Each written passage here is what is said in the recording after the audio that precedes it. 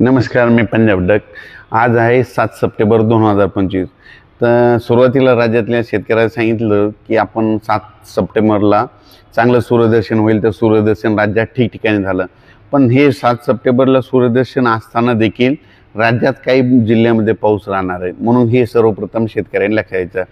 म्हणजे 7-8च्या दरम्यान तुम्हाला सांगू इच्छितो की नंदुरबार जिल्हा, धुळे जिल्हा, नाशिक जिल्हा, जळगाव जिल्हा आणि इकडे चाळीसगाव तालुका आणि संभाजीनगरचा काही भाग ह्या पट्ट्यामध्ये काय होणार आहे, आणखीन 2 दिवस आज उद्या दिवस थोडा पाऊस राहणार आहे, म्हणून हे अंदाज ह्या 4 जिल्ह्यात लक्षात घ्यायचा।